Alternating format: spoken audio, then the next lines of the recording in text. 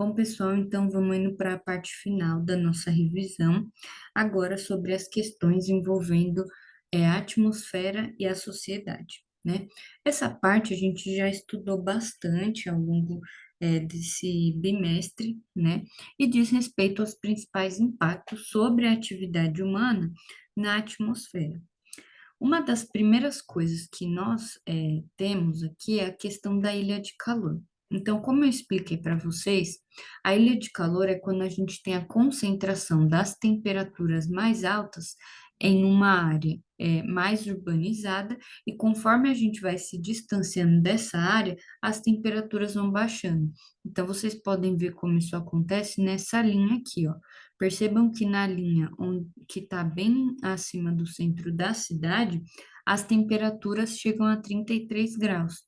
Enquanto aqui nas pontas das linhas, onde a gente temos áreas rurais, ou áreas entre rural e cidade, nós percebemos que as temperaturas vão caindo. Então, vejam só que chega bem aqui, deve chegar a uma máxima de 27 graus, mais ou menos, tá? Então, percebam que a ilha de calor, ela represa as temperaturas em um local só, é como se fizesse mesmo uma ilha de calor.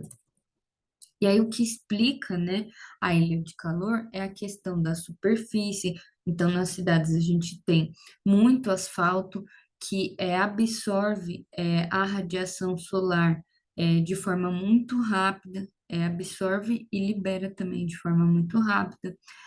Falta vegetação para poder fazer a fotossíntese, para aumentar a liberação de oxigênio na atmosfera. Isso faz muita diferença nas nossas cidades. A presença de gases poluentes impede que essa temperatura, né, muitas vezes volte para o espaço, como a gente viu lá no esqueminha, que parte da temperatura fica, outra vai de volta para o espaço, e aí os gases poluentes, eles fazem uma camada que impedem essa temperatura de sair, e aí faz com que aquele local fique mais quente, né? E a verticalização, né, a presença de grandes prédios, impede a passagem de ventos, né, nas cidades. E aí, uma ideia que os cientistas, os grupos, a população tem buscado para poder diminuir os impactos das ilhas de calor é a questão do que a gente chama de telhado verde. Então, é a gente transformar mesmo o telhado como se fosse uma plantação, um jardim. Por isso, telhado verde, né? Então, vejam só, uma das soluções para reduzir o fenômeno das ilhas de calor é a introdução de maior número possível de espécies vegetais e áreas verdes nos espaços urbanos, pois elas tornam a temperatura mais amena. Então, só a presença da vegetação na cidade já vai fazer muita diferença, né? Por isso que o telhado verde é uma alternativa tão interessante. E aí, outra coisa que a gente estava vendo agora há pouco com relação aos gases poluentes, é sempre importante lembrar que a concentração desses gases na atmosfera é de responsabilidade do ser humano, então somos nós que estamos emitindo a maior parte desses gases poluentes na nossa atmosfera, e isso acaba agravando o efeito estufa. Como a gente viu, o efeito estufa é aquele efeito de aquecimento natural do planeta. Só que quando a gente tem a intensificação do efeito estufa, a gente já começa a ver fenômenos como o aquecimento global aumentando, né? Então, se a gente não cuida de manter o nosso efeito estufa em equilíbrio, ele pode aumentar a ponto de contribuir para o aquecimento global, tá? E aí, uma última coisa aqui é com relação a essas chuvas muito fortes, né? A gente vê cada vez mais que tem vários lugares sendo afetados pelas grandes enchentes, pelas grandes inundações.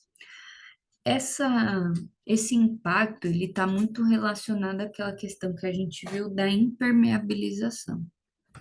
Então, deixa eu já colocar aqui. Im- Opa. Impermeabilização.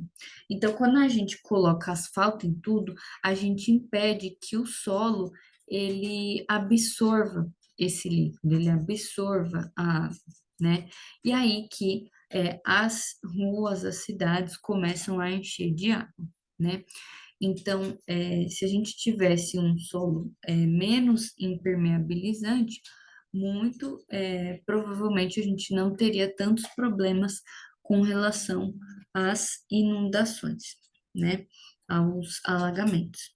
Então, essa impermeabilização combinada com as chuvas que acontecem de forma muito rápida e em muito volume, essa combinação aqui é o que vai gerar alagamentos, por exemplo, tá? Então, é um pouco isso, gente, que eu queria passar para vocês na revisão. E aí, qualquer dúvida, vocês já sabem que é só me procurar, tá? Então, bons estudos e até amanhã.